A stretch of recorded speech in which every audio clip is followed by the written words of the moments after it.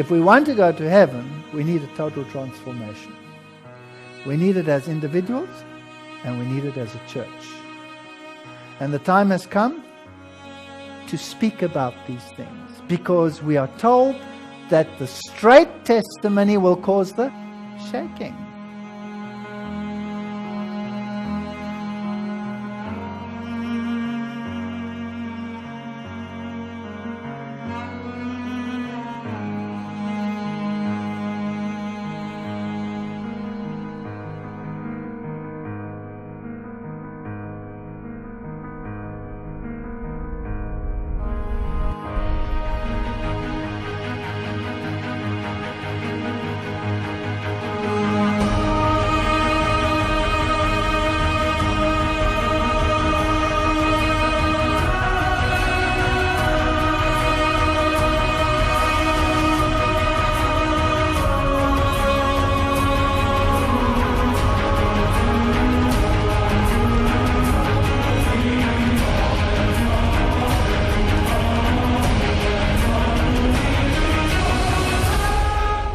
We will have to have a total transformation.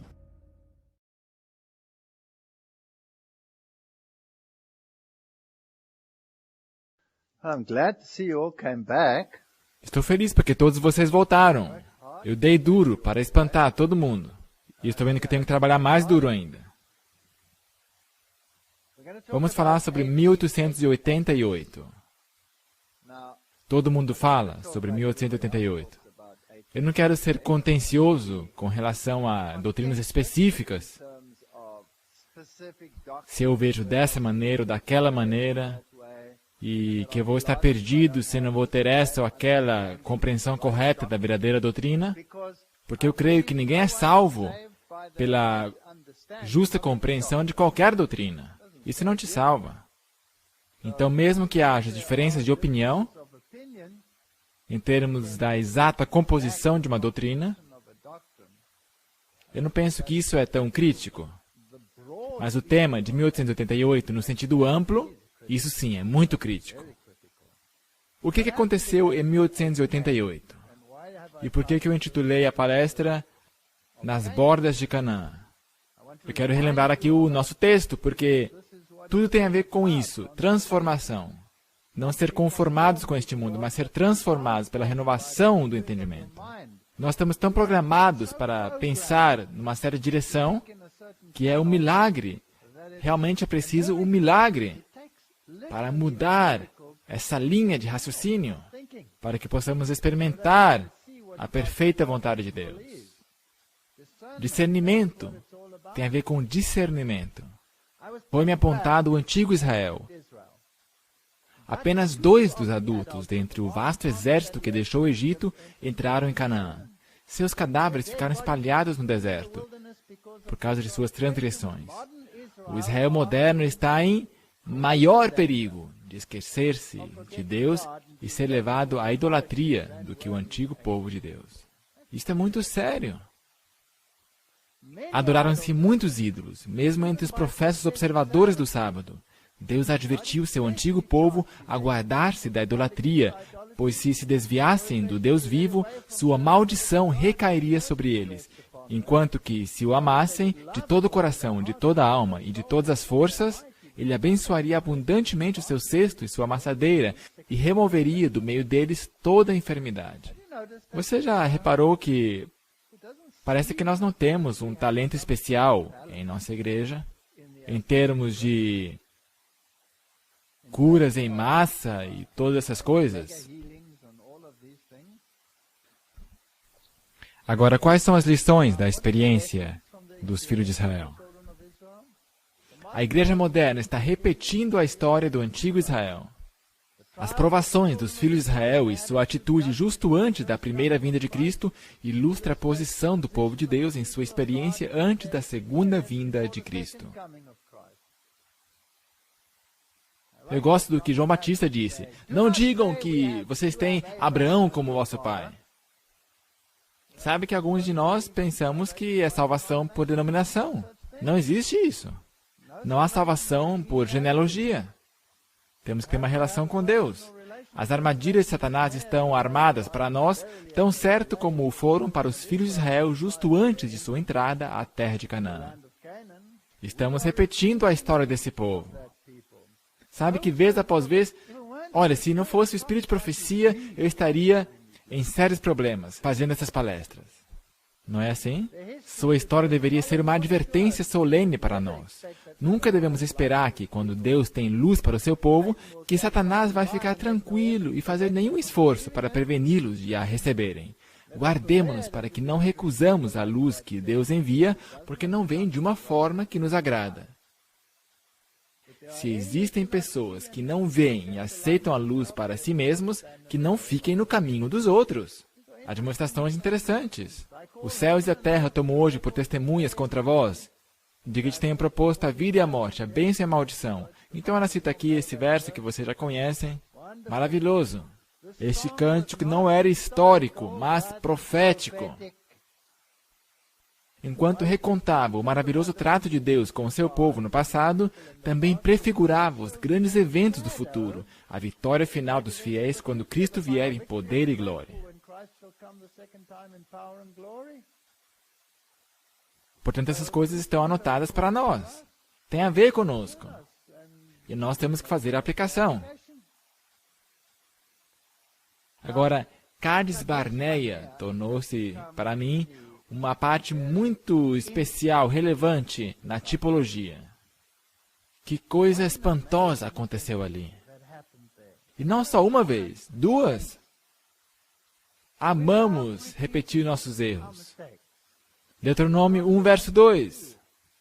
11 jornadas, ou dias, desde Horebe, caminho do Monte Seir, até Cades Barneia. Deuteronômio 1, verso 5.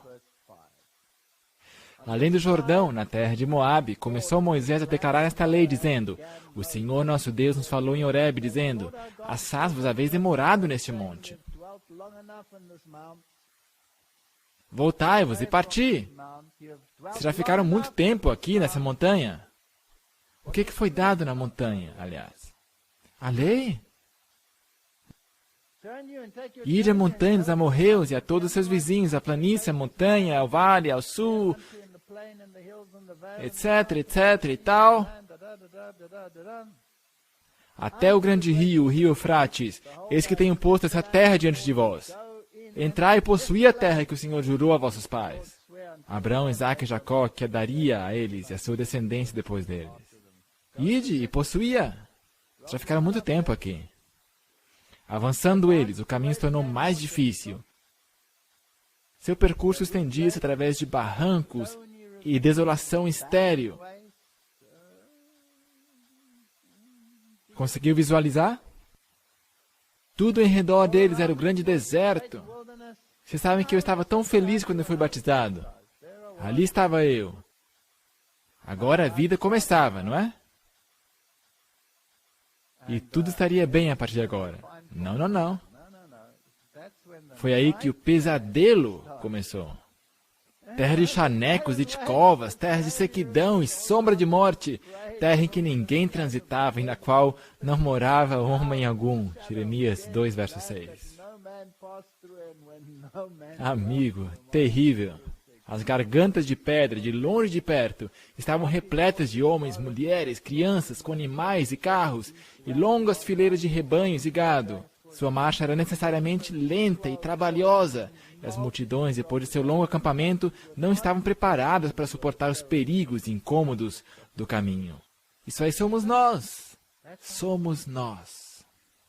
Depois de 3 dias de viagem, só 3 dias, e todas as rodas caíram. E de onde que veio isso? Da mistura de gente. Quem são eles? Somos nós. Muitos, dentre a qual, não se achavam unidos completamente com Israel, estavam continuamente a espreitar qualquer motivo de censura. Os queixosos não se agradavam com a direção da marcha. Por que por aqui? Tem um pilar de nuvem aqui em frente de nós, mas, sabe, esse pilar deve estar errante. Estavam continuamente achando erros no caminho em que Moisés os estava guiando. Coloque o disco tipológico aí. embora bem soubessem que ele, assim como todos, estavam seguindo a nuvem que os guiava. O descontentamento é contagioso e logo espalhou-se pelo arraial. Eu aprendi a lidar com algumas situações na minha vida. Sabe que muitas pessoas se assentam ao meu lado e reclamam sobre isso ou aquilo, ou sobre alguém. E quando reclamam sobre um alguém em particular, e se alguém estiver por perto, diz, escutei alguma coisa, vem cá, por favor, repita aqui para mim o que você disse. Fim de papo, não acontece outra vez.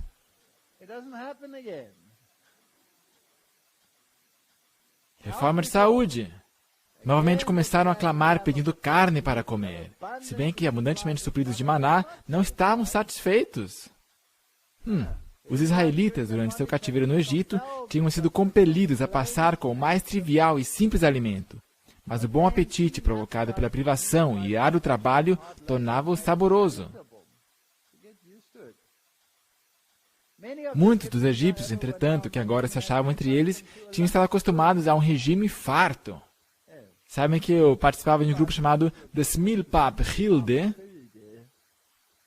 um grupo de professores universitários que tinham esses menus todos especiais. Íamos degustando, íamos de restaurante a restaurante no final de semana e comíamos todas essas luxúrias impuras e lambíamos nossos dedos. Esses foram os primeiros a se incomodar. Ao dar o maná, precisamente antes de Israel chegar ao Sinai, o Senhor lhes concedera carne em resposta a seus clamores, mas esta lhes foi fornecida apenas um dia. Nós vamos falar sobre isso mais tarde. Então Miriam e Arão começaram a murmurar. Isso é fascinante. Eles representam a quem? O sacerdócio. Eles começaram a criticar. Isso não iria acontecer em nossos dias, né? Criticaram Moisés e seu casamento, e a Miriam ficou leprosa. Será que nós não criticamos ainda mais o Moisés antitípico? Será que nós temos sacerdotes e levitas que criticam algumas coisas? Quando Zípora se reuniu a seu povo no deserto, viu que os encargos dele lhe estavam esgotando as forças, e deu a conhecer seus temores a Jetro, que sugeriu medidas para o aliviarem.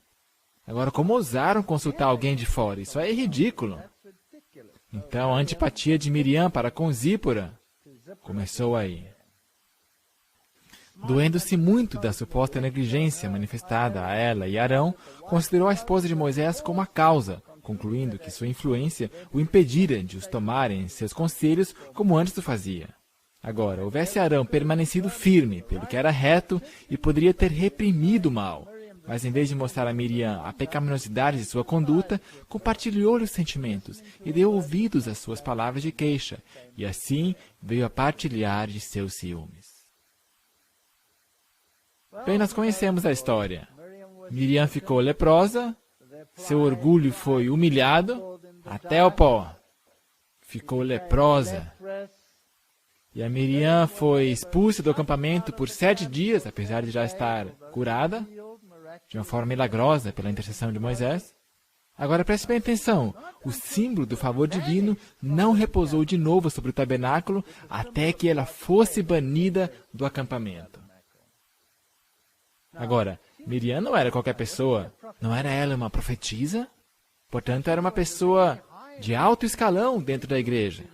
E mesmo ela teve que ser banida até que o favor divino pudesse regressar. É interessante isso para hoje. Toda a multidão teve que ficar esperando. Portanto, toda a multidão foi detida por quantas pessoas? Uma. Deuteronômio diz, então partimos de Horebe e caminhamos por todo aquele grande e tremendo deserto que vistes, pelo caminho das montanhas dos amorreus, como o Senhor nosso Deus nos ordenara, e chegamos a Cádiz Barneia. Então eu vos disse, chegados sois às montanhas dos amorreus, que o Senhor nosso Deus nos dá. Eis aqui o Senhor teu Deus tem posto essa terra diante de ti, sobe, toma posse dela. Assim como foi dito a nossos pais, ide, não temais, ide e possuí a terra. Diz ali, ide e batalhai. ide e fazer guerra. Não, só diz, ide e possuí a terra. Então todos vós chegastes a mim e dissestes, mandemos homens adiante de nós, para que nos espiem a terra, e de volta nos ensinem o caminho pelo qual devemos subir, e as cidades a que devemos ir. Não tinham recebido instrução de Deus sobre isso, mas eles pensaram que era uma boa ideia. Então mandaram 12 espias, e começaram, os 12 começaram quando voltaram, fomos à terra que nos enviaste, diziam eles, e verdadeiramente mana leite e mel, e este é o fruto. E o carregaram entre 2 deles. Eu nunca pensava que isso seria possível, até que eu vi um cacho de uvas na África do Sul, que tinha mais ou menos esse tamanho. Um cacho. Então eu concluí, ok, isso é alguns milhares de anos depois da queda, então é bem possível. O povo estava entusiástico, queriam com avidez obedecer à voz do Senhor e subir. Mas, ai que palavra terrível! Depois de descreverem a beleza e fertilidade da terra, todos os espias, com exceção de 2, exageraram as dificuldades e perigos que estavam diante dos israelitas caso empreendesse a conquista de Canaã. Enumeraram as poderosas nações localizadas nas várias partes do país e disseram que as cidades eram muradas e muito grandes e que o povo lá era muito forte e que seria impossível vencê-los.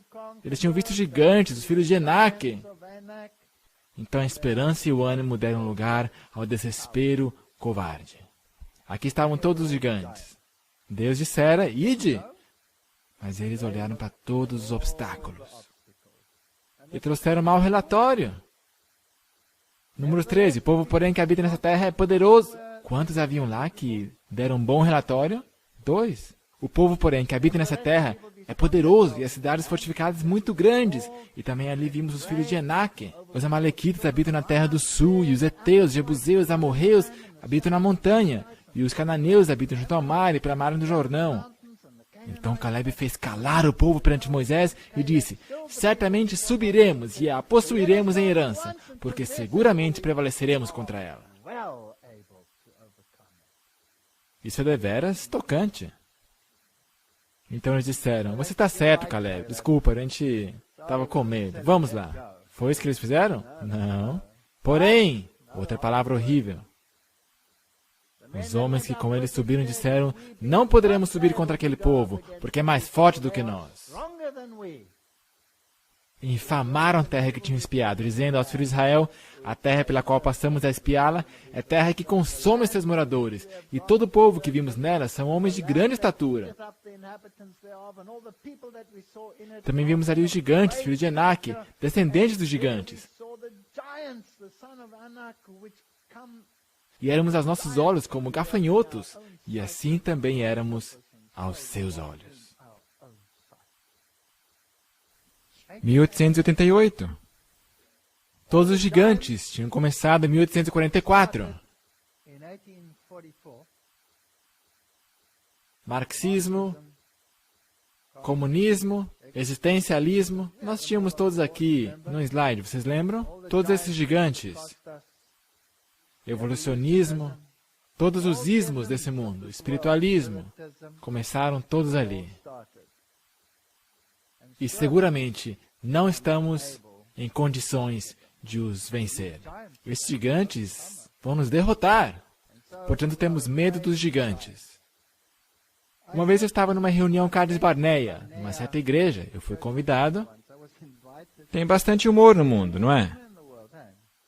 Eu tinha sido convidado a essa cidadezinha da África do Sul e era para eu dar algumas palestras às pessoas ali. Havia, de fato, um grupo de pessoas, mais ou menos 200 pessoas, que estavam guardando o sábado por si mesmos, e esta é uma igreja não adventista. E me convidaram para vir e fazer palestras. Isso é incrível para uma igreja não adventista. E quando comecei as palestras, bem suavemente, eles se levantaram e disseram, não, a gente não quer esse assunto light. Queremos saber quem é o anticristo, queremos saber sobre a marca da besta, queremos saber por que você guarda o sábado, queremos ouvir todas essas coisas.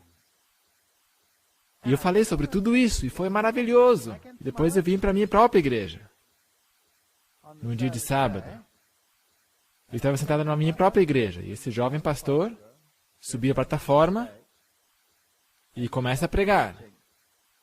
Ele diz, tudo que temos que pregar é o amor de Jesus. Eu não tenho problema com isso. Eu gosto do amor de Jesus. Porque os outros poderes no mundo são muito mais instruídos do que nós. E não temos nenhuma chance de competir contra eles. Não temos outra evidência a não ser o amor de Jesus. E é isso que temos que pregar. Tome o exemplo da evolução. Todas essas mentes brilhantes do mundo. Todos os gigantes de Amaleque. Todos eles creem na evolução. Não temos nenhuma chance. Eu não sei por quê. Agora, era a África do Sul. Ele, por algum motivo, não me conhecia. Agora, todo o auditório sabia que eu estava sentado ali. Ele dizia, não temos nenhuma chance contra ele. Tudo que podemos pregar é sobre o amor de Jesus. Não temos nenhum argumento contra eles. Suas muralhas são fortificadas. São tão fortes, não temos esperança. Não vamos conseguir vencê-los.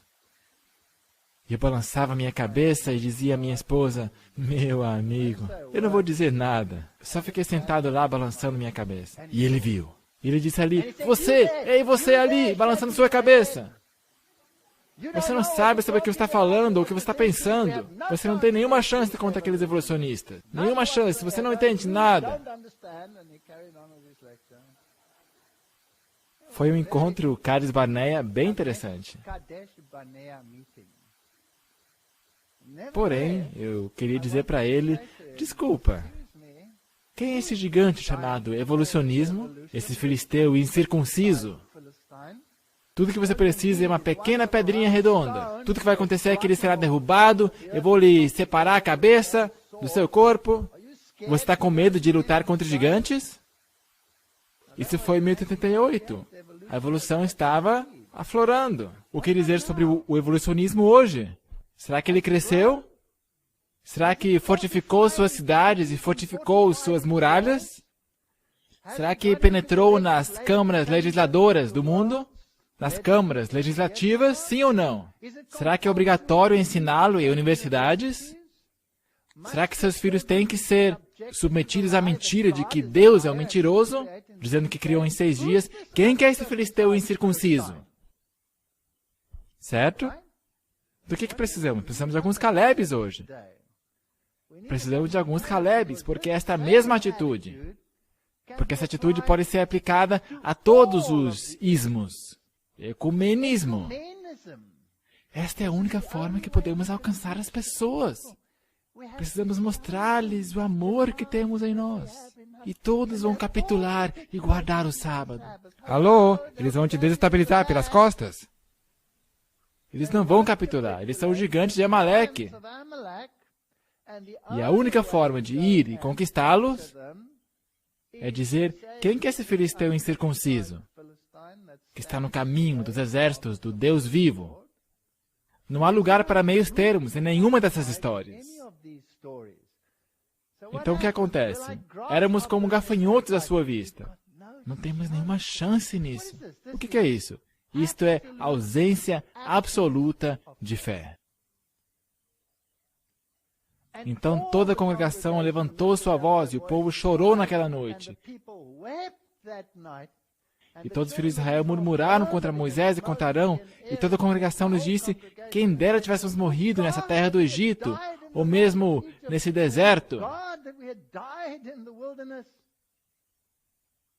Eles ainda pegaram pedras para ir apedrejá-los. E diziam uns aos outros, constituamos um líder e voltemos ao Egito. Nós não iríamos fazer isso, iríamos? Não, não nós. Eu estava numa das nossas universidades grandes, bem grandes. E havia 2 departamentos. Um deles lidava com geologia e assuntos como esse, e outro era um departamento oficial. Eu fui para um e ali disseram, oi, me abraçaram e conversamos. E que bom, nós temos a mesma fé. E nós cremos que Deus criou e todas essas coisas maravilhosas. E eu me sentia no céu. E depois havia um corredor, uma porta, uma passagem que conduzia ao outro departamento. E ao eu entrar no outro departamento, um dos líderes do departamento me chamou e disse: "Você é uma desgraça. O que você acha que está fazendo? Atacando todas essas coisas como evolucionismo. Você está nos tornando ridículos aos olhos dos gigantes e das nações ao redor de nós. Esse não é o jeito de fazê-lo. O jeito de fazê-lo é alcançá-los, tornando-se seus amigos e pregar o que eles estão pregando. Esse é o jeito de fazê-lo. É incrível! Mesmo lugar, o mesmo instituto, 2 departamentos de saúde. Um de saúde pública e o outro um departamento da medicina convencional. Na saúde pública, oi, que bom ver você!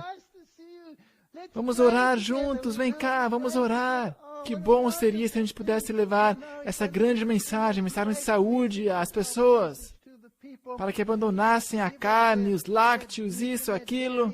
Não seria maravilhoso? E você atravessa a porta para o outro departamento e dizem: seu perturbador de Israel, você somente cria confusão. Você é a causa da morte de milhões. E você põe em ridículo nossa estatura científica. No mesmo lugar. Uma grande instituição de ensino. Não é interessante isso? Portanto, nós temos as mesmas atitudes hoje que nós tivemos então. Mas as boas novas são, em algum lugar, sempre haverá um Josué ou um Caleb. Sempre existe. Mas agora, me lembrem, qual foi a proporção? 10-2. Por que a proporção hoje seria melhor do que naquela época? Portanto, não se deixe desanimar. Então Moisés e Arão caíram sobre seus rostos perante toda a congregação dos filhos de Israel. E Josué, filho de Nun, e Caleb, filho de Jefoné, dos que espiaram a terra, rasgaram suas vestes e falaram a toda a congregação dos filhos de Israel, dizendo: a terra pela qual passamos a espiar é terra muito boa. Se o Senhor se agradar de nós, então nos porá nessa terra, e nos dará, terra que manda leite e mel. E Caleb, quando já velhinho, depois disse: me dá essa montanha para que eu vá lá e os extermine de uma só vez. Me dá aquela montanha. Ele disse, quando já velhinho, quando era pela segunda vez. Não foi assim? Já era um homem velhinho. Cuidado com esses velhos, antigos adventistas, com as grandes barbas. Então somente não serás rebeldes contra o Senhor. Eu estava numa reunião Cades Barneia outra vez. Eu vou contar algumas histórias, por que não? Porque reflete a realidade. E não conta essas histórias para dar um sabão ou tirar sarro de qualquer pessoa. Eu só quero mostrar os paralelos. E que nós estamos exatamente no mesmo barco. Havia esse indivíduo, e ele estava transigindo. Ele não queria dizer que era uma cronologia curta, e por outro lado, ele também não queria dizer que eram bilhões de anos. Então, ele transformou em milhões de anos. Milhões. Então, eu fui para ele e lhe disse: pessoas proeminentes. Eu não estou falando de membros leigos normais. Pessoas de alto escalão. Eu falei para ele: por que você está fazendo isso? Você sabe que o mundo científico nunca vai aceitar os seus poucos milhões de anos. Eles falam de bilhões de anos. Eles acham você patético quando você diz que foram milhões de anos. E se você não for para o outro lado, para o lado de Deus, Deus vai dizer porque você está transigindo. É patético. Você está de fato sentado entre duas cadeiras. Você não é aceito pelo que Deus diz e você não é aceito pelo mundo científico. Você está sentado sobre o limbo. Tome uma decisão, ou sente ali ou sente aqui. Mas que negócio é esse de querer sentar entre as cadeiras? Ele não ficou muito encantado comigo. Se o Senhor se agradar de nós, então nos porá nessa terra. E não serás rebeldes contra o Senhor. Mas toda a congregação disse que os apedrejassem com pedras. Eles vão te apedrejar também. Eles vão te apedrejar. Eles vão te excluir. Eles vão dizer: esse homem aí não pode aparecer no canal da esperança. Ele prega a criação em 6 dias. Não nos podemos dar ao luxo de ser tão ridicularizados pelo mundo. Podemos? E os homens que Moisés mandara espiar a terra, e que voltando fizeram murmurar toda a congregação contra ele, aqueles mesmos homens que infamaram a terra, morreram de praga perante o Senhor.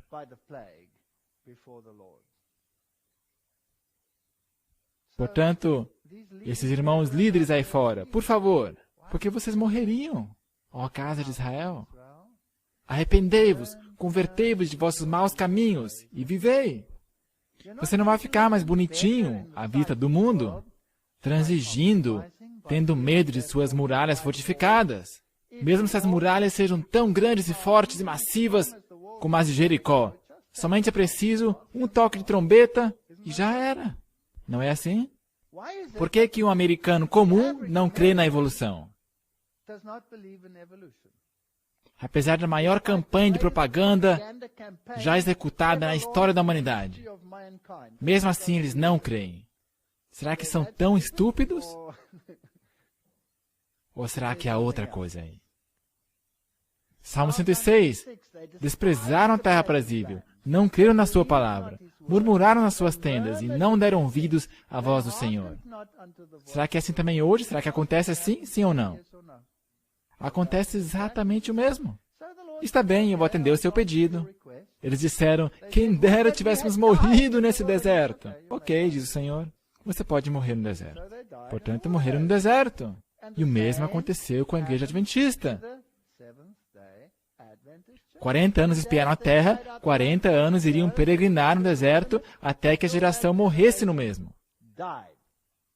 E vossos filhos pastorearão nesse deserto 40 anos, e levarão sobre si as vossas infidelidades, até que os vossos cadáveres se consumam nesse deserto. Segundo o número dos dias em que espiaste dessa terra, 40 dias, cada dia representando um ano, levarei sobre vós as vossas iniquidades 40 anos, e conhecereis o meu afastamento.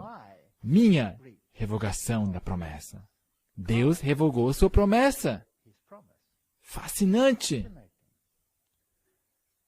Revogação de uma promessa. Alteração de propósito. Alienação. Era o propósito original de Deus guiá-los diretamente à terra prometida e expulsá-los com vespões. Não teriam que ter lutado contra os amalequitas. Creia em mim, um pequeno vespão pode acabar com o gigante. Está de acordo? Sim. Eu tentei consertar uma vez os tubos da tubulação do meu pai. Ia mexer com esses tubos ao abri-lo. Dentro deles havia um ninho de marimbondos. E eu nunca corri tão rápido na minha vida como naquela vez. Também enviarei vespões adiante de ti, que lancem fora os heveus, os cananeus, os heteus diante de ti. Mas eles não creram nisso. Deus não usa as grandes coisas para dispersar as pessoas. Ele usa as pequenas coisas. Então respondesse e me dissesses, pecamos contra o Senhor, nós subiremos e pelejaremos. Foi Deus que os mandou agora pelejar? Não. E armaste-vos, cada um de vós, dos seus instrumentos de guerra, e estivesse prestes para subir a montanha. Mas o Senhor me disse, não subais nem pelejeis, pois não estou no meio de vós, para que não sejais feridos.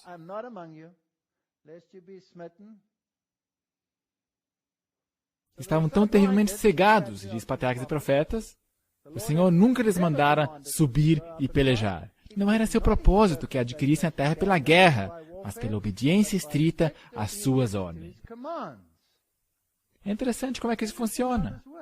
Eu fui desafiado 1000 vezes ou mais de participar de debates em rádio, televisão, em assuntos de saúde, evolução ou outros desses temas. Muitas vezes. Eu me recusava estritamente a participar de qualquer debate. Por quê? Porque num debate, o que faz mais barulho é o que ganha. A verdade não vence necessariamente. Então eu disse, não, eu vou defender a minha posição, vocês podem defender a posição de vocês, e as pessoas podem tomar suas decisões, e os dados vão cair aonde caírem. Eles me burlaram, eles me convidaram para participar numa grande estação de rádio. Eles tinham todas as suas escopetas ali de um lado, e eu não sabia disso, que a oposição estava sentada ali. E eles tentaram tirar sarro de mim, me minimizaram, e foi incrível. Mas sabe o que me admirou? Se você está enredado numa situação assim e não é a tua culpa, é incrível como Deus permite que eles caiam no próprio buraco que eles cavaram. Foi incrível.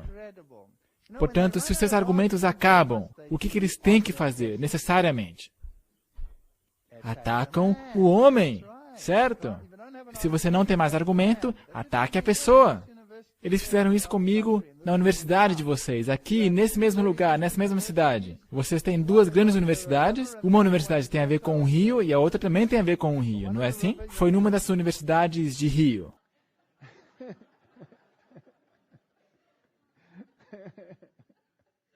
Eu estava dando ali uma palestra sobre evolução e o palestrante ficou muito bravo. E, eventualmente, os estudantes estavam do meu lado. Então, qual foi a arma que ele usou? A arma do racismo. Eu era da África do Sul e ele me disse, você é um racista. E eu disse, você acaba de capitular, você perdeu seu argumento. Porque você não tem mais armas argumentativas, substanciosas, portanto você vem com acusação pessoal, que eles não podem nem consubstanciar. Agora, no outro caso, foi bem interessante, lá na rádio. Eles tinham tomado a sua posição, o assunto era lácteos. O assunto dos lácteos. E eu estava dando as respostas e as pessoas ligavam, dizendo, essas pessoas aí estão falando bobagem. O que esse homem diz aí? Isso aí faz sentido. Isso faz com que eles fiquem muito bravos. Eu tinha mudado para outra universidade, que tinha sido no passado uma universidade de categoria menor. Você sabe como é que funciona. Eu tinha vindo de uma universidade muito avançada e fui para uma universidade de categoria menor. Portanto, eles usaram esta carta. Foi maravilhoso. Eles puxaram essa carta da sua manga e me disseram, sim, a única razão por que você diz essas coisas é porque você vem de uma universidade de segunda categoria. Nós somos de uma universidade superior. Por isso, o que você está dizendo não se pode suster. Eu disse, isso é muito fascinante, porque hoje em dia tudo é na base de publicações, no que está publicado. Quer dizer que vai além mar e é examinado pelas mesmas pessoas que examinam vocês. Portanto, não existe nada disso como segunda categoria ou primeira categoria. Mas só me deixa fazer uma pergunta aqui para vocês. Vocês têm um professor, eu mencionei seu nome, e você tem outro, e aquele outro, e outro, e eu fui uma lista de mais ou menos 5 nomes que estão trabalhando na sua universidade. Cientistas de alto escalão. Todos eles professores titulares. Todos eles foram meus estudantes. De fato, eles foram meus estudantes de PhD.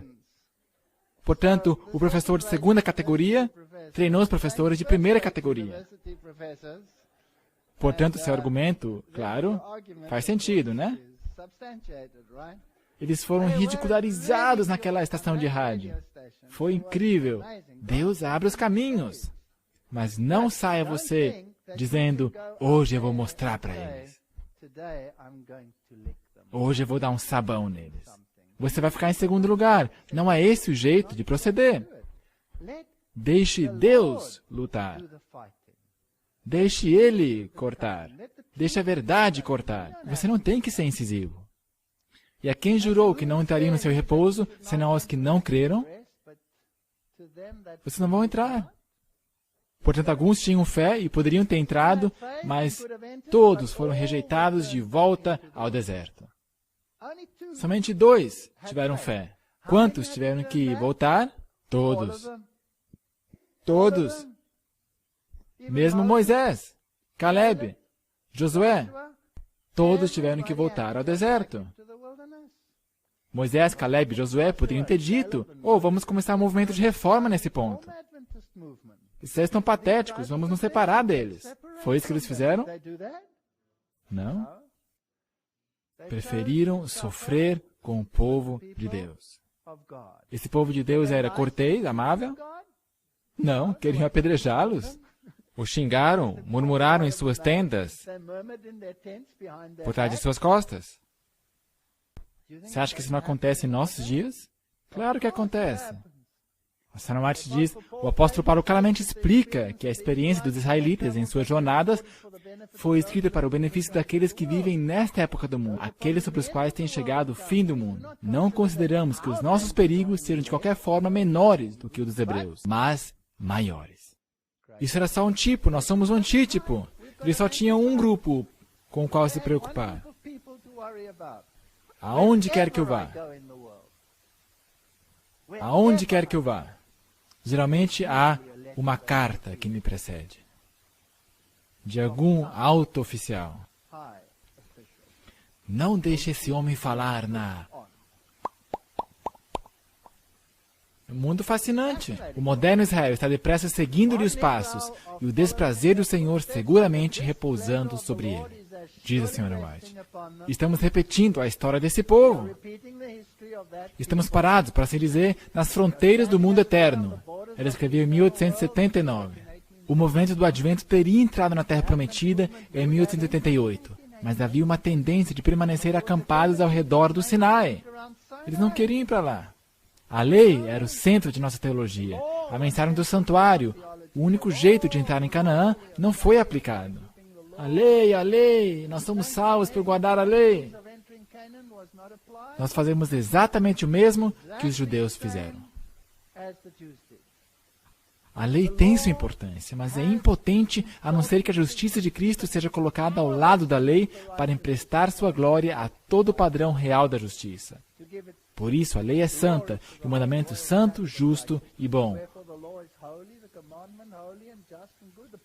O problema não está com a lei. O problema está conosco. Nós pensamos que nós podemos merecer o favor divino. Pensamos que somos ricos. Agora, o que queremos apresentar é como se pode avançar na vida espiritual. Temos muitas desculpas. Eu não posso fazer isso, aquilo. A Sra. White diz, o que queremos dizer com isso ou aquilo? Quer dizer que o sacrifício que foi feito no Calvário para a raça caída foi imperfeito? Que não há garantia de suficiente graça e poder para abandonar nossos defeitos naturais e tendências? Que não nos foi dado um Salvador completo? Nós temos tantos sermões exatamente como isso hoje em dia. Nós não podemos guardar a lei. Ou querer lançar vexame sobre Deus? Bem, você diz, foi o pecado de Adão. As crianças dizem isso. Eu não pedi para vir a esse mundo, é sua culpa. Você diz não ser responsável por sua culpa e queda. Diz, tenho todas essas tendências naturais em mim. E não sou culpado, se me comporto segundo essas tendências naturais. Então quem é o culpado? Será que Deus é o culpado? Muito boa essa pergunta. Por que foram expulsos do Jardim do Éden? Por causa de desobediência. Então qual deve ser a condição para voltar ao Éden? Com certeza não desobediência. Caso contrário, Deus estaria sendo inconsistente. É óbvio, eu não consigo entender. Como que os teólogos modernos conseguem aparecer com uma equação dessas? Mas acredita em mim, eles conseguem. Então tivemos dois moços. Agora, por favor, eu não vou entrar em detalhes sobre a exatidão doutrinária para ser salvo. O pessoal está interessado em princípios. Eu não vou por esse caminho. Cria divisão. E muitos de nossos evangelistas e pregadores vão por esse caminho. E eles causam divisão. Eu não quero fazer isso. Eu não vim aqui dizer exatamente isso você tem que crer, ou exatamente aquilo você tem que crer. Não, mas o assunto, no âmbito mais geral, a justiça de Cristo não é difícil de entender. Duas pessoas. Será que existe um antítipo aqui? Havia duas pessoas lá, mas você vem me dizer, essas duas pessoas não eram perfeitas. E eu digo, Josué e Caleb, por favor, também não eram perfeitos. Eles também erravam. Não há justo nem sequer um. Mas a sua mensagem estava correta. A sua mensagem estava correta. Em sua grande misericórdia, enviou o Senhor preciosa mensagem a seu povo por intermédio dos pastores Wagner e Jones. Esta mensagem devia pôr de maneira mais prominente diante do mundo o Salvador crucificado, o sacrifício pelos pecados de todo o mundo. Apresentava a justificação pela fé no fiador, convidava o povo para receber a justiça de Cristo, que se manifestava na obediência a todos os mandamentos de Deus. Mas não por nossa própria força, mas pela força dele. A senhora White continua. Muitos perderam Jesus de vista, em seus méritos e em seu imutável amor pela família humana. Todo o poder foi entregue em suas mãos para que ele pudesse dar ricos dons aos homens, transmitindo o inestimável dom de sua justiça ao impotente ser humano. Mas não, estavam acampados em Sinai. Assim como Israel, estavam acampados lá. Estavam felizes com o fato de terem descoberto a lei e tinham a sua própria justiça. Essa é a terceira mensagem angélica que deve ser proclamada com alto clamor e regada com o derramamento do seu Espírito Santo, em grande medida. Hoje costumamos dizer que aceitamos essa mensagem, mas não aceitamos porque não a aplicamos ao coração. É aí que está a chave. A mensagem do terceiro anjo é a proclamação dos mandamentos de Deus e da fé de Jesus Cristo. Os mandamentos de Deus têm sido proclamados, mas a fé de Jesus não tem sido proclamada pelos adventistas do sétimo dia como de igual importância. E a lei e o evangelho andando de mãos dadas. Não encontro palavras para expressar esse assunto em sua plenitude. Eu fiz toda uma palestra aqui uma vez sobre a fé de Jesus. Não é suficiente ter fé em Jesus. Eu preciso da fé de Jesus. A fé que está disposta a ir até a cruz, todo o percurso. Se fala sobre isso, mas não se entende. Não há nenhum erro aqui quando diz a fé de Jesus. A senhora White escreve, tem-me sido feita a pergunta, o que você acha da luz que esses homens estão apresentando? Ora, eu a tenho apresentado a vocês nos últimos 45 anos, os encantos incomparáveis de Cristo. É isso que eu tenho tentado apresentar à mente de vocês. Segundo a luz que Deus me tem dado, seremos separados e dispersos, vários de nós. Tereis de permanecer em lugares solitários. Não tereis conexão com qualquer espírito dirigente, do qual possais juntar forças. Tereis de permanecer com nada mais do que seu Deus ao seu lado, e saber que Ele está do seu lado. Queremos estar conscientes de que Ele está ao nosso lado hoje, e que Ele está conosco ao nos reunirmos nessa casa. Deveis recordar que o mestre das assembleias está aqui. Isso é incrível. Quando eu comecei a fazer evangelismo, eu comecei a trabalhar junto com esse homem de pequena estatura, que vocês já conhecem agora, Sr. Duplessis. Então a associação o mandou para o meio do nada. Ele disse, eu não posso ir, eu tenho que trabalhar com esse homem, nós estamos trabalhando juntos. Nós nos complementamos um ao outro, isso é fantástico. Eu escrevi uma carta à associação falando por que estão fazendo isso. As igrejas escreveram uma carta à associação, mas não adiantou, lá se foi ele, para o meio do nada, para um deserto. Com 3 membros adventistas, cada um com mais de 90 anos de idade. E cada um deles querendo bater nele ou em qualquer pessoa que viesse perto. Eu pensei, que desperdício. Mas sabe de uma coisa? Eu fui forçado a trabalhar por conta própria. E ele foi forçado a trabalhar por conta própria. E o pastor Guidos foi forçado a trabalhar por conta própria. E ele foi disperso por todo lado. E agora não podemos contar um com o outro. Não podemos. Quando chegamos a um lugar plano, encontramos problemas, aí vem turbulências e não podemos recorrer a ninguém, exceto a quem? A Deus. Ninguém exceto Deus. É uma lição. É um livro com lições para nós. Seria bonito sair como? De 2 em 2. Mas nós ainda conseguimos fazê-lo ocasionalmente. É tão fantástico. É um sentimento de... mas é um luxo que eu temo que não possamos nos dar. Deus não permite que o barco esteja ao léu de um piloto ignorante. Ele está no comando. E então trabalharemos em ordem. As pessoas constantemente me perguntam, mas por que você não consulta os dirigentes da igreja? Eu os consultei, só que não aqueles. E tenho boas razões. Queremos a verdade como ela é em Jesus. Não queremos sair desta reunião e, havendo uma palavra com a qual não concordamos, comentá-la com nossos irmãos e irmãs. Não, ponde-vos de joelhos e orem para que saibamos o que é verdade. E os professores de escola sabatina têm que estar conscientes que há mentes que estão moldando. E não é de pouca monta se levantar perante os alunos e pretender ter luz quando talvez haja perigoso erro misturado com ela. Temos que estar seguros que a gente não fale abobrinha. Temos que estar muito seguros, para que o mundo não diga mais que os adventistas do sétimo dia só falam na lei, mas não ensinam a Cristo, nem creem nele. Será que o mundo diz isso até hoje, sim ou não? A eficácia do sangue de Cristo devia ser apresentada ao povo para que sua fé se pudesse apropriar de seus méritos. Somente há uma fotografia perfeita de Deus, e esta é Jesus Cristo. Talvez uma das citações mais bonitas do Espírito de Profecia. Não é bonita? Eu gosto dessa.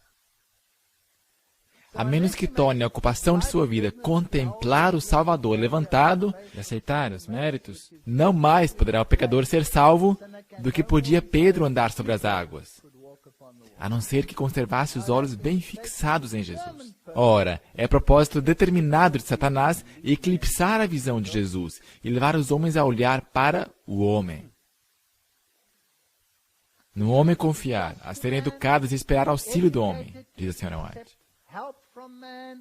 Precisamos de todos os tutores hoje em dia, técnicos, supervisores, que têm que nos prescrever o que temos que crer. Alô, eu tenho a Bíblia e o Espírito de Profecia que me dizem no que crer. Eu não preciso de um técnico que me ensine no que crer, que tenha sido formado em não sei em que lugar desse planeta, para me dizer no que crer. Não é a verdade? Nós temos tudo o que precisamos. Ellen White apoiou os que pregavam a mensagem da justificação pela fé, assim como Moisés apoiou Josué e Caleb. Temos um paralelo, isso é tipo e antítipo. A senhora White diz, tenho viajado de cidade em cidade, participando de encontros, onde a mensagem da justiça de Cristo é pregada. Considerei um privilégio colocar-me ao lado dos meus irmãos e testemunhar a mensagem para este tempo. E vi que o poder de Deus acompanhava a mensagem por onde quer que ela é proclamada. É a mensagem do terceiro anjo em verdade, é isso. É a mensagem do terceiro anjo em verdade. Justificação pela fé. Se você aceita que o caráter de Deus e a lei é uma e a mesma coisa, e se você aceita que somente pelos méritos de Cristo é que você pode ser salvo, então esta é a terceira mensagem angélica, não é? Não é tão complicado entender isso. Deuteronômio, o Senhor nosso Deus disse-nos em Horebe, vocês já ficaram bastante tempo nessa montanha, vão embora. Vocês não sacrificam a lei, mas você prega o Evangelho eterno que está sobre duas pernas. Não é coxo. Tem a lei e a justiça de Cristo. E se você divorcia um do outro, você não acaba com nada. Mas em Cades Barneia, a incredulidade os preveniu de entrarem em Canaã.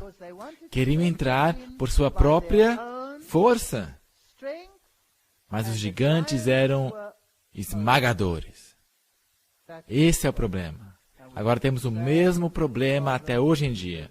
Se quiseres ficar firme através do tempo de angústia, tereis de conhecer a Cristo e apropriar-vos do dom de sua justiça, que Ele atribui ao pecador arrependido. Então você vai, porque Ele o disse. 2/3 dos participantes de Minneapolis se opuseram à mensagem. Isso é incrível. Se os que afirmam ter viva experiência nas coisas de Deus houvessem cumprido o dever que lhes foi designado de maneira ordenada por Deus, o mundo inteiro teria sido advertido, diz a senhora White. O mundo inteiro. Em outra parte, ela diz, caso houvesse sido executado o propósito divino de transmitir ao mundo a mensagem da misericórdia, Cristo já teria vindo à Terra, já teriam ido para casa. Alguns de nossos irmãos não estão aceitando a mensagem de Deus sobre esse assunto. Parecem estar ansiosos que nenhum de nossos ministros se afastem de sua forma de ensinar as velhas e boas doutrinas. E não é incrível como Satanás consegue fazer todo mundo participar da teologia da gangorra? Ou você está num extremo, ou você vai para o outro extremo. Nunca há um equilíbrio. Ou você está de um lado ou do outro. Eu sempre digo que é como num barco, como numa canoa. Se alguém se mexe de um lado, começa a se formar um desequilíbrio e vai sentar do outro lado. Então o barco faz isso. Então, para equilibrar o barco, o que a outra pessoa faz? Coloca o seu peso mais para fora, do outro lado. Ele sobe dali. Depois outra pessoa também o faz. E depois todo mundo está sentado nas extremidades do barco, ali nas pontas. Alô? Vocês podem voltar para dentro do barco, por favor? Vocês têm algum problema com isso? Assim como os 10 espias infiéis concentraram seu criticismo em Moisés, Caleb e Josué, assim os delegados de Minneapolis fizeram o mesmo com o Antítipo. Criticaram o espírito de profecia e criticaram Jones e Wagner. Os que Deus enviou com uma mensagem são simples humanos, mas qual é o caráter da mensagem que levam? Você se atreverá a rejeitar ou levar em pouca monta as advertências por Deus não ter te consultado sobre o que seria preferível? Deus chama homens que falarão, que clamarão em alta voz e não se deterão. Alguns se viraram desta mensagem de justiça de Cristo para criticar os homens suas imperfeições, porque não anunciam a mensagem da verdade com toda a graça e polimento que seria desejável. Têm demasiado zelo, são sérios demais. E assim acabaram com a mensagem, sabe? Será que eles criticam da mesma forma hoje? Eu amo esses paralelos. A mensagem que traria cura, vida e conforto a várias almas cansadas e sobrecarregadas é em certa medida excluída. Cristo registrou todas as falas duras, orgulhosas, desdenhosas, ditas contra seus servos, como ditas contra si mesmo. É muito confortante isso. Haverá nas igrejas uma admirável manifestação do poder de Deus, mas... Eu também gosto dessa palavra. Mas ele não influirá sobre os que não se humilharam perante o Senhor, abrindo a porta do seu coração por meio de confissão e arrependimento. Precisamos disso na igreja. Estude o espírito de profecia, estude essas coisas e você verá que isso não é qualquer fábula. Por que, dizem eles, não conheceríamos o Espírito de Deus se temos estado na obra há tantos anos? Porque não atenderam às advertências e instâncias das mensagens de Deus, mas disseram persistentemente, estou rico e abastado, e esse é o nosso problema. Salmo 106, queixaram-se em suas tendas e não obedeceram ao Senhor. A Sra. Martin diz, nunca mais serei chamada, eu penso, a estar tão intensamente sob a direção do Espírito Santo como estive em Minneapolis. Esta é uma mensagem chave. Ela menciona os bereanos, os sentinelas sobre os muros, e então, lamentavelmente, ela diz, é bem possível que os irmãos Jones e Wagner sejam vencidos pelas tentações do inimigo. Mas caso tal venha a ocorrer, isso não seria prova de que eles não receberam uma mensagem de Deus. Olha, isso aqui é importante. Nós nos tranquilizamos e dizemos, mas eles se apostataram depois. Por isso, sei lá, não. Talvez eles se desencorajaram e então apostataram. Portanto, talvez haja outros culpados também. Você não pode tomar isso como desculpa. Porque eles de fato se apostataram. Abandonaram a fé. Mas se isso viesse a ocorrer, quantos tomariam essa posição e entrariam num engano fatal, porque não estão sob o controle do Espírito de Deus? Esses caminham nas faíscas que eles mesmos acenderam e não conseguem distinguir entre o fogo que acenderam e a luz que Deus tem dado, e andam em cegueira como fizeram os judeus.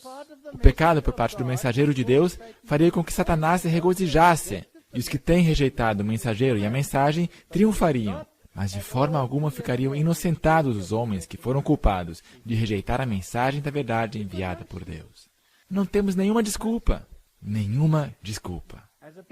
Como um povo, não estamos avançando em espiritualidade à medida que o fim se aproxima.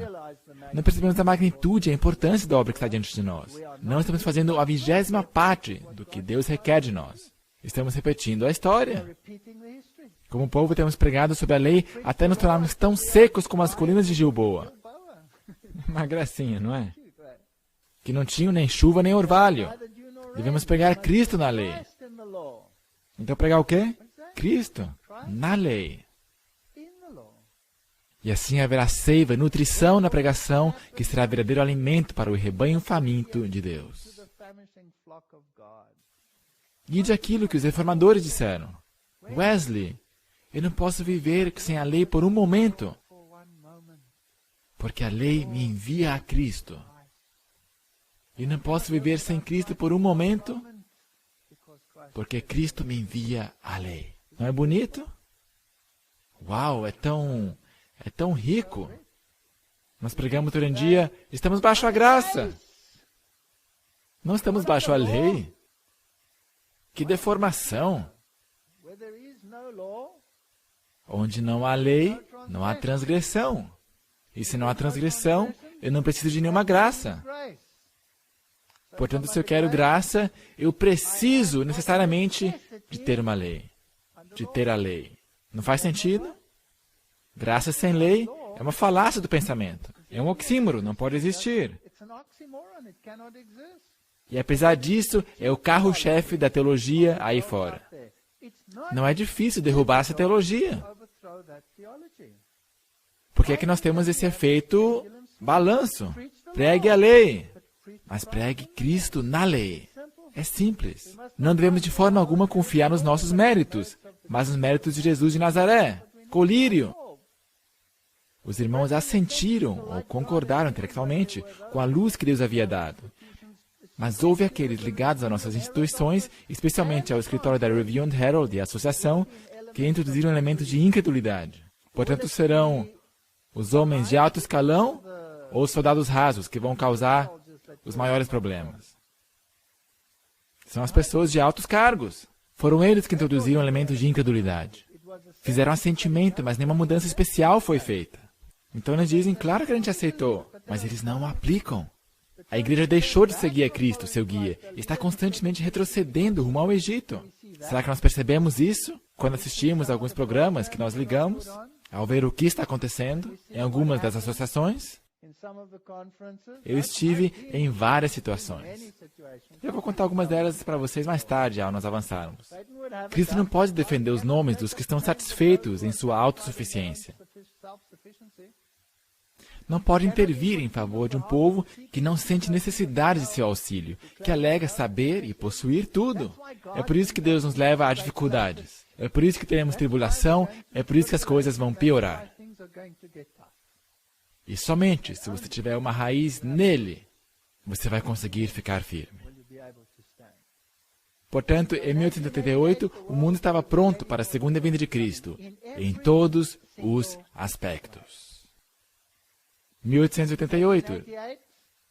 Nesse ano, no 50º Congresso, primeira sessão, a Lei de Descanso Dominical, de Blair, estava para ser aprovada. Essa foi a data. Para assegurar ao povo o usufruto do primeiro dia da semana, comumente conhecido como Dia do Senhor, como um dia de descanso. Estávamos em Cádiz Barneia. Estávamos para entrar em Canaã. Foi introduzido pelo senador Blair. Você conhece esse nome? 21 de maio de 1888. Propondo uma emenda à Constituição dos Estados Unidos sobre os estabelecimentos educacionais de religião e de escolas públicas. Fascinante.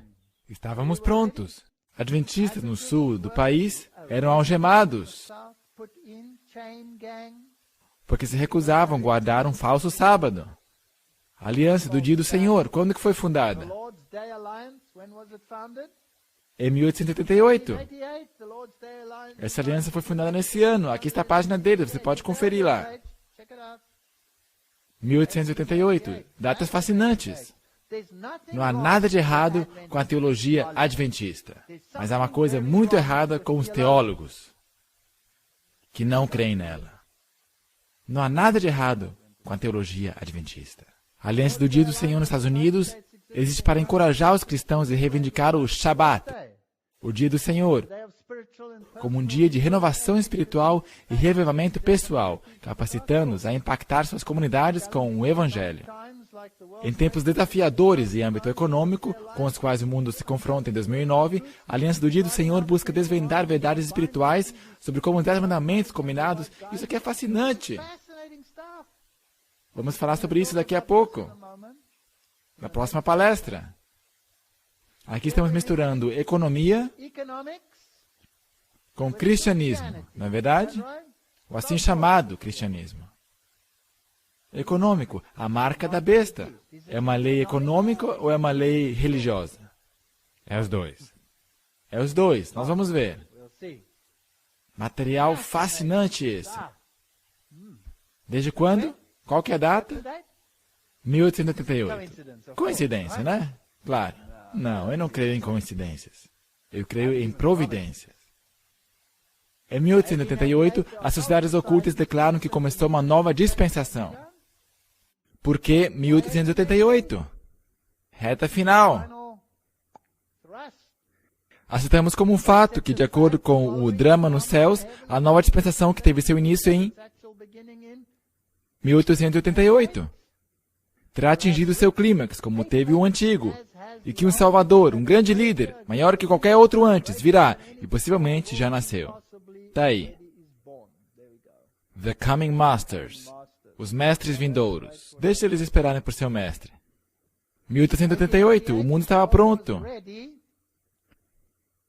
Moody, Pearson estavam liderando grandes revivamentos. Eles estavam pregando, o mundo cristão estava pronto para ou aceitar ou rejeitar a mensagem. O movimento de voluntariado estudantil para missões estrangeiras foi organizado para evangelizar o mundo. Houve uma explosão ocultista. O debate sobre o domingo estava a todo vapor. Adventistas eram perseguidos por violações do domingo. Tudo estava pronto para cumprir a profecia, exatamente como está no livro do Apocalipse. Mas só havia um Josué e um Caleb. E um Moisés. E ninguém mais. Fascinante. Então, os revivamentos se esfriaram. Moody foi descansar. Eu gosto de Dwight Moody.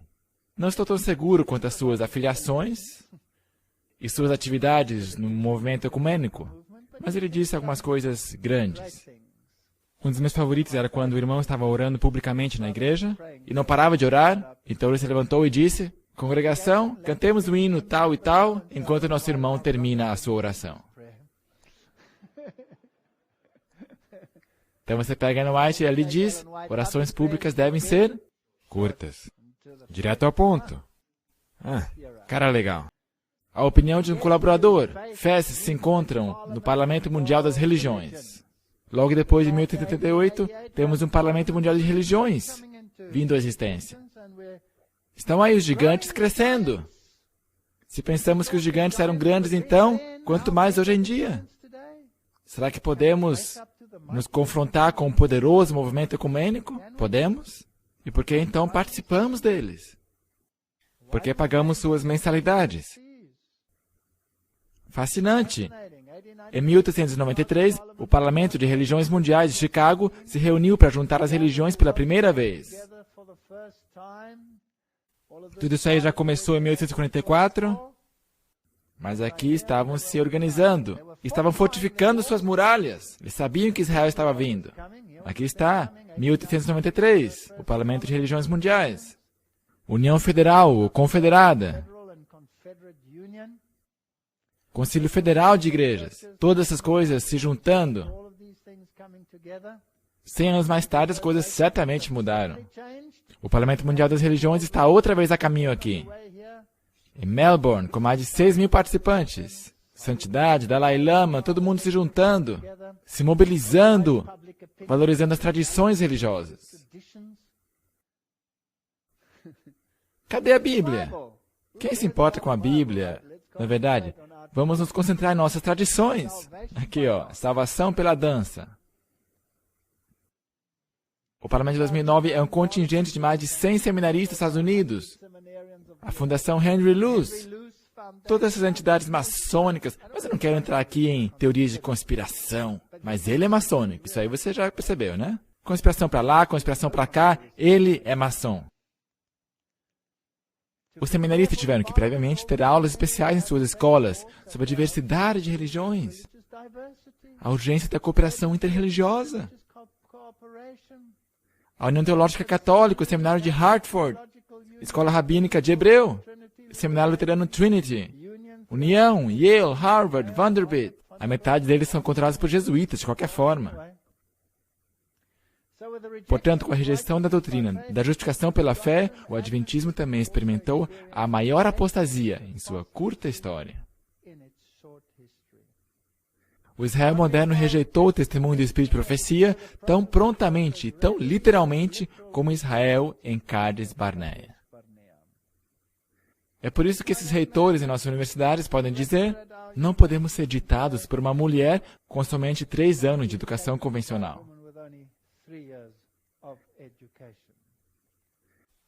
Isso é como pegar a bússola e lançá-la sobre bordo. E vagar, vagar, vagar, em direção a Roma. A Sr. White diz: não era da vontade de Deus que Israel vagueasse 40 anos no deserto. Ele desejava conduzi-los diretamente à terra de Canaã, estabelecê-los ali como um povo santo e feliz, mas não entraram por causa da incredulidade. Fizemos nós a mesma coisa? Sim. Mas por que não puderam entrar por causa de incredulidade? Por causa da sua apostasia, eles pereceram no deserto e outros se ergueram para entrar na terra prometida. Da mesma forma, não era a vontade de Deus que seu povo necessitasse permanecer por tanto tempo nesse mundo de pecado e dor. Mas a incredulidade os separou de Deus ao eles recusarem fazer a obra a eles apontada. Você não vai pregar essa mensagem dos 3 anjos. Você não vai afirmar que o papado é o anticristo. Você acha que eu já escutei isso muitas vezes na minha vida? Claro, dos reis e rainhas desta igreja também.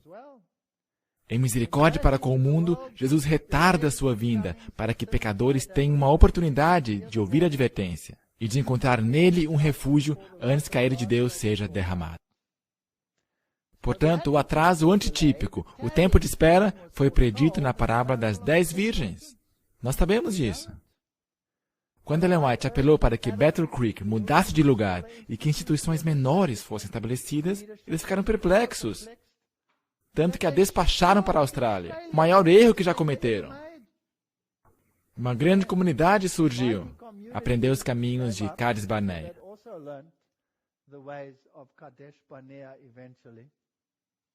A senhora White escreveu: como pode o homem infinito carregar os fardos de responsabilidades para esse tempo? Seu povo tem estado muito atrasado.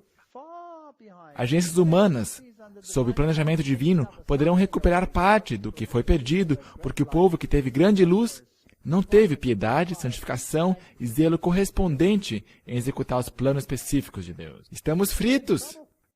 Talvez tenhamos que permanecer nesse mundo por muitos anos mais, ele escreveu, por causa da insubordinação.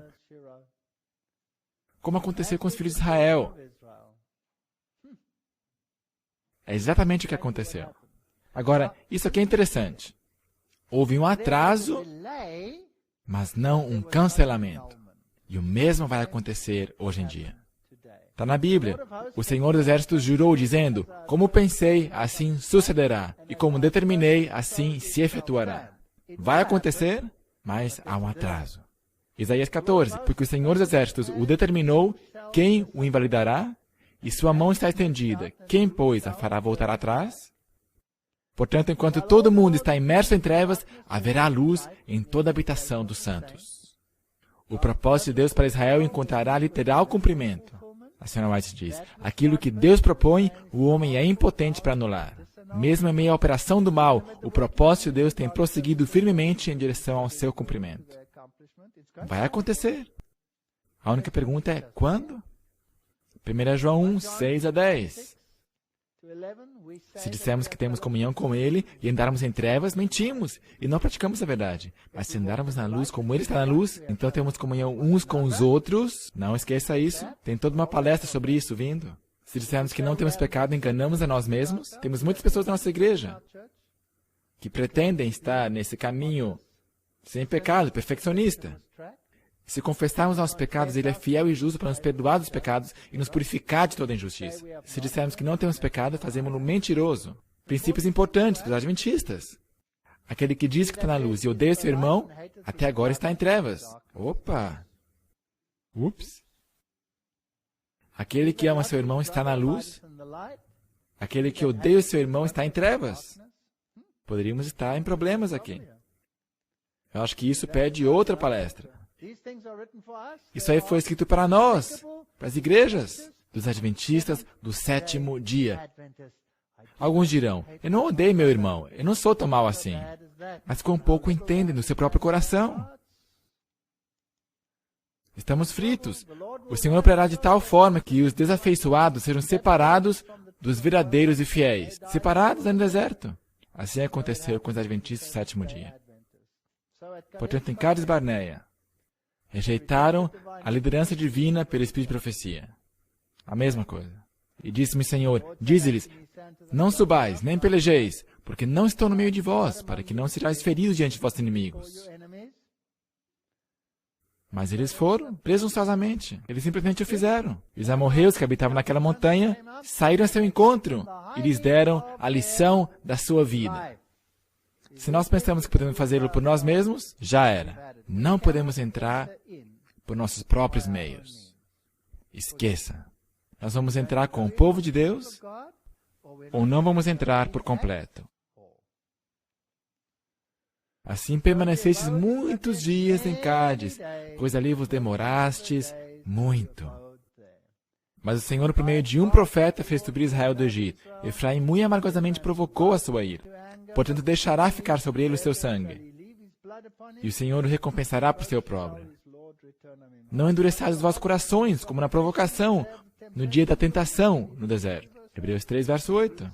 Nós fazemos o mesmo. Esse é aquele Moisés que disse aos filhos de Israel: o Senhor vosso Deus vos levantará dentre vossos irmãos um profeta como eu, a ele ouvireis. Os paralelos entre Jesus e Moisés. Essa é uma história fascinante. Este é o que esteve entre a congregação do deserto. Com o anjo ele falava no Monte Sinai. Ele falou ali, o mesmo Jesus. O que guiava aquela congregação, guia esta igreja. E os pais não quiseram obedecer-lhe, e em seu coração voltaram ao Egito. Nós fazemos a mesma coisa. A Sra. White diz, os testemunhos de seu espírito chamam a atenção para as Escrituras, apontando-lhe seus defeitos de caráter e repreendendo seus pecados. Por esta razão vocês não os ouvem. E para justificar sua conduta carnal e amante de facilidades, vocês duvidam que os testemunhos provenham de Deus. Assim temos países inteiros que seguem algum homem que rejeita o espírito de profecia e sofre as consequências até hoje em dia. É incrível. Ela continua, a igreja deixou de seguir a Cristo, seu guia, e está constantemente retrocedendo rumo ao Egito. Isso é fascinante. Isso aqui é espírito de profecia. Isso não é condenação, isso é simplesmente um fato. Todavia, poucos ficam alarmados ou atônitos com sua falta de poder espiritual. Dúvidas e mesmo descrença dos testemunhos do Espírito de Deus estão levedando nossas igrejas por toda parte. Esse é o problema. Esse é o problema. Não deram ouvidos a Moisés? Não ouvem o espírito de profecia. Satanás assim o deseja. Deixe-me contar uma história. Eu ia fazer uma campanha na metrópole econômica da Alemanha. Esqueça, eu pisei na bola, certo? Alemanha, e daí? Foi a Alemanha. Aonde que foi? Foi na Alemanha.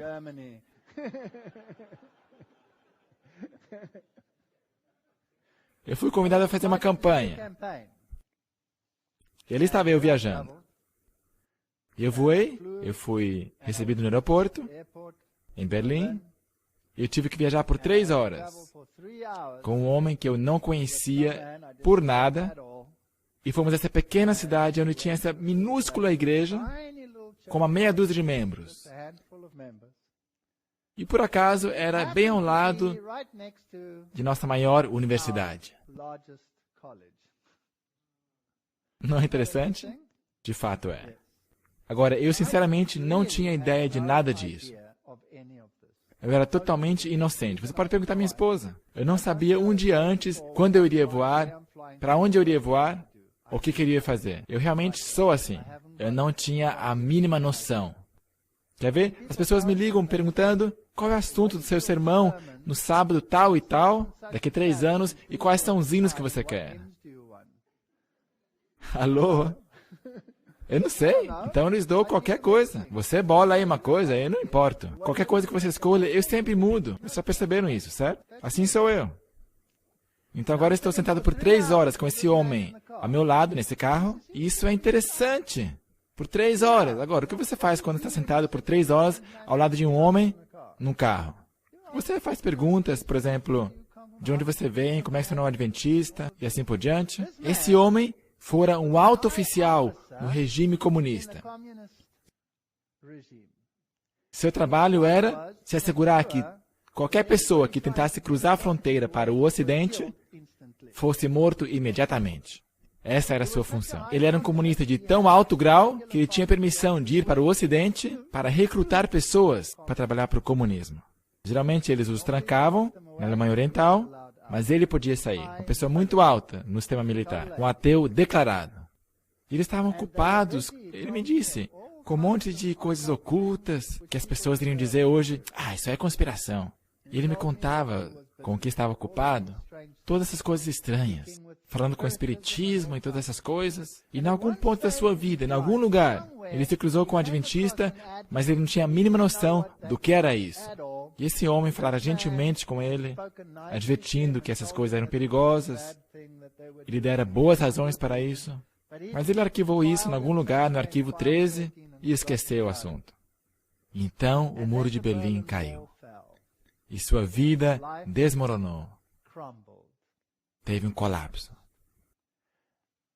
Naturalmente, os militares do Ocidente assumiram, também incorporaram aquela seção. Então ele ainda estava no serviço militar, mas agora era pago pela Alemanha Ocidental, não mais a Oriental.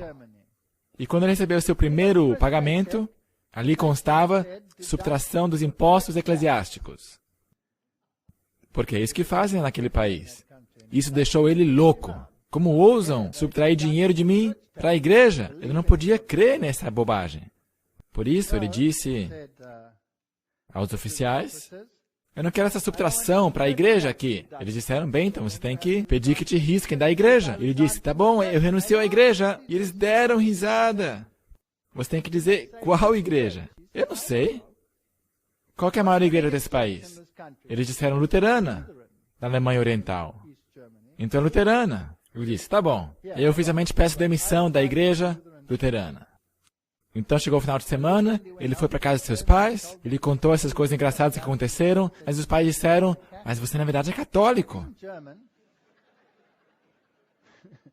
Agora, sendo alemão e perfeito, ele voltou às autoridades e disse, eu pedi demissão da igreja errada, por favor, eu quero sair da igreja certa. Então escreveu outra carta dizendo, eu peço demissão da igreja católica. E eles davam risada, achavam muito engraçado.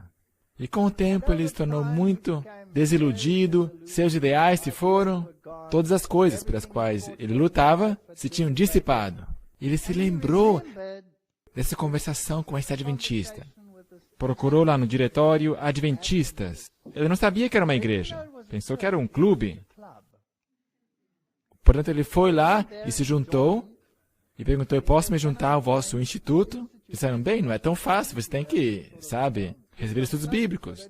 Então, deram alguns estudos bíblicos. Então, qual que é o próximo passo? Então você tem que ser batizado. Ele disse, ok, vamos lá. Ele foi batizado. Não tinha noção do que estava acontecendo. Isso acontece naquele país. Então, de repente, estava na igreja agora. Então ele disse, e agora? A gente se encontra sábado que vem. Muito bem, ele compareceu pelos próximos poucos sábados. Mas ele disse depois de algum tempo, desculpe, nós só estamos sentados aqui. O que vocês fazem? A gente não faz nada? Eles falaram, não, é isso. Você vem aqui, você senta aqui. Ele disse, não, isso é patético. Tem que haver uma coisa melhor a fazer do que isso.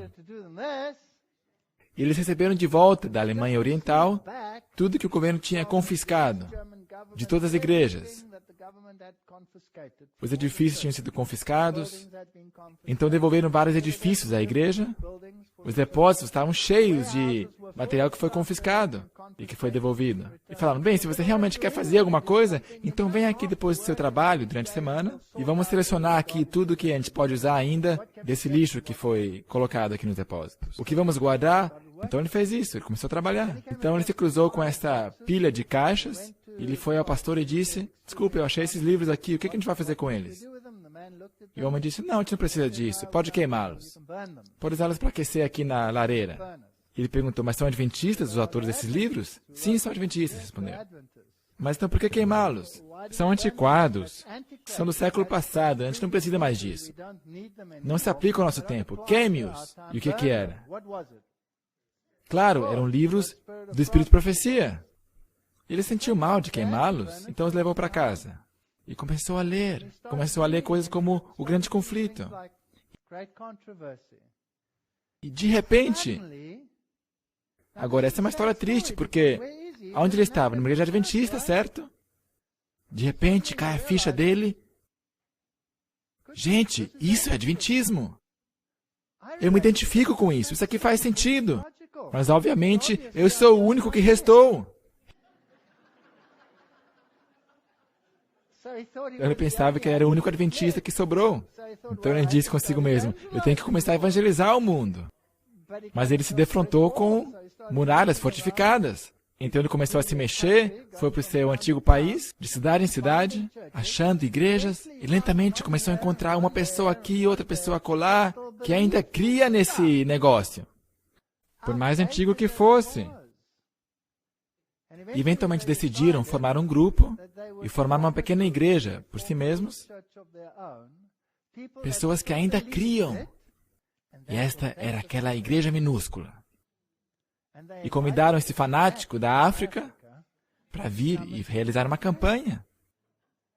Eu não tenho que dizer que as forças existentes na instituição, logo ao lado, escreveram uma advertência proveniente do mais alto nível, que nenhum estudante poderia participar desses encontros.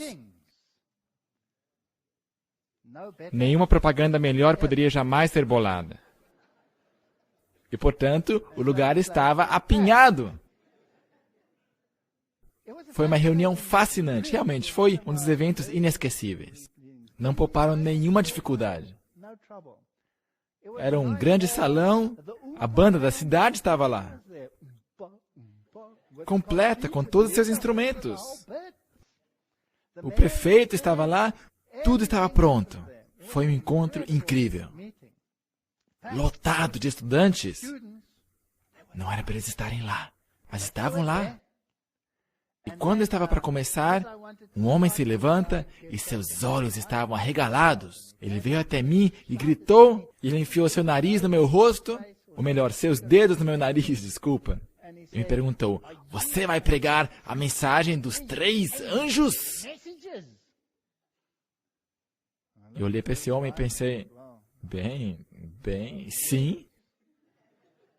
E ele subiu na plataforma e gritou e disse, saiam daqui, esses homens são enganadores. Eles estão pregando as 3 mensagens angélicas. É uma mensagem de condenação. Saiam daqui. E comecei a orar, Senhor, tira esse homem daí, por favor. E clamava, e gritava, e gritava, e clamava, e andava, e ficava andando de lá para cá, e gritava, ele saiu para fora e continuou gritando lá fora. E a banda ficou quieta, todo mundo olhando. Então eu pensei, bem, vamos recomeçar. E eu voltei à plataforma, e lá no fundo uma pessoa caiu da sua cadeira, e ali estava ela deitada.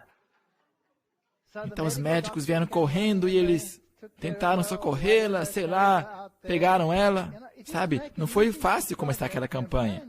Alguma coisa estava acontecendo por trás. Eu completei aquela campanha, acho que é chover no molhado se eu disser que eu fui banido daquele país depois disso, e foi assim. Mas é interessante, quando eu fui convidado para outra cidade, ali perto, os estudantes fretaram ônibus, para vir falar comigo secretamente sobre todas as coisas que eram ensinadas lá, que não estavam na Bíblia, ou no Espírito de Profecia, estavam literalmente em lágrimas, dizendo, como é que lidamos com isso? Nós temos que fazer isso, são requisitos. Portanto, eu estou seguro que alguma coisa boa saiu daquele drama. Você não pode fazer nada contra a verdade, você só pode fazer uma coisa a favor da verdade. Portanto, as igrejas deixaram de seguir a Cristo como seu guia. Estão constantemente retrocedendo rumo ao Egito. Falamos sobre cursos que são compulsórios, que definitivamente não são da Bíblia ou do Espírito de Profecia, mas definitivamente são do Egito ou de Babilônia. Isso acontece em nossas igrejas. E há pessoas que suspiram e gemem sobre todas essas coisas. E estavam acanhados. Estavam com medo, algumas dessas pessoas. Nós estamos tão acanhados de defender o que é verdade. O Senhor intencionou que as mensagens de advertência e instrução dadas pelo Espírito ao seu povo deveria ir por toda parte. Mas a influência que surgiu da resistência à luz e verdade em Minneapolis teve a tendência de tornar sem efeito a luz que Deus tem dado a seu povo pelos testemunhos. As pessoas levam em pouca monta os testemunhos e esse é o resultado. Ele pensava que era o único que tinha sobrado. É uma gracinha isso? Que história formidável. Ela continua. Que outro poder o Senhor de Israel pode usar para os que lançaram suas advertências e reprovações para trás de si e atribuíram tudo como vindo de nenhuma fonte superior que a irmã White? O que podeis apresentar como desculpa no julgamento por rejeitar a evidência que ele deu em sua palavra? Pelos seus frutos os conhecereis. Qualquer interação que Deus tenha tido em e através de mim no passado, eu não demonstraria perante vocês. São as evidências presentes pelas quais sereis responsabilizados. Então, eles a enviaram à Austrália. A minha esposa e eu fomos a esse subcontinente e nós visitamos, bem, uma de suas antigas residências. Também é muito perto de uma de nossas maiores universidades em nossa igreja. Estamos caminhando por ali, olhando para tudo isso, tirando fotos. Eu preciso, porque eu faço palestra sobre isso, não é? Então eu estava caminhando por ali, por aqui. Então um homem veio, ele olhou e nos seguiu, deu a volta. Então por um momento, sabe, eu pensei que ele estava vigiando se eu iria roubar alguma coisa. E a minha esposa se interessou por todas aquelas coisas interessantes. Havia alguns vestidos lá de Ellen G. White, onde vimos que ela não era assim tão antiquada, afinal de contas. Eram um pouquinho mais coloridas do que você iria esperar. Sabe o que eu quero dizer? Então ele olhava todas essas coisas. Então um homem veio e perguntou, o que vocês estão fazendo? Bem, estamos olhando. Por quê? Porque estamos interessados. De onde vocês são? Então nós dissemos de onde nós somos. Ele era o curador desse instituto, desse museu. Ele perguntou, você de fato está interessado nessas coisas? Ele disse, sim, isso é fascinante. Você crê nisso? Claro. Então ele se sentou e chorou. Ele chorou como um bebê, um velhinho. A minha esposa testemunha. Chorou como um bebê. A gente perguntou, o que está acontecendo? Ele falou, eu fico emocionado que alguém ainda crê. Ela é tão marginalizada. Eles estão tão envergonhados do seu nome. Tentam escondê-la de todas as formas possíveis e impossíveis. E esta é a triste condição da minha igreja. Não importa aonde você vá, se é na América do Norte, seja na Europa, se é lá no Pacífico, não importa aonde você for. Eu acabo de vir da Etiópia. Foi como voltar aos escuros anos da Idade Média. É exatamente o mesmo espírito de descrença. Quando que a minha igreja vai acordar? Quando que vamos entender que, não havendo profecia, o povo perece? Porém, o que guarda a lei, esse é bem-aventurado. A Senhora White conclui, sou instruída a dizer a nossas igrejas, estudai os testemunhos. Eles são escritos para nossa admoestação e encorajamento, de nós sobre quem os fins dos tempos têm chegado. Se o povo de Deus não estudar essas mensagens que lhes são enviadas de quando em quando, são culpados de rejeitar a luz. E de novo, eu quero reiterar aqui, eu não conto essas histórias para atacar a minha igreja. Eu só conto essas histórias para mostrar a condição e para implorar as pessoas para olharem aos paralelos e reconhecer que estamos repetindo a história de Israel tão certamente como se fôssemos eles. E se não voltarmos e nos harmonizarmos com a sua palavra, e se não crermos em cada palavra, para que mesmo se um profeta dizer alguma coisa tão estúpida e tão ridícula, como uma instrução assim, se você quiser que essas muralhas caiam, então pegue uma corneta, caminhe ao redor da cidade 7 vezes, então sopre a corneta e ela cairá. Qualquer pessoa de são juízo que escutar isso diria, você já perdeu, não é? Mas eles o fizeram. E o que aconteceu? As muralhas caíram. E a mesma coisa nós poderemos experimentar. Porque é pela fé que nós vamos entrar, e não por obra. Que Deus nos abençoe ao contemplarmos essas coisas. Amém.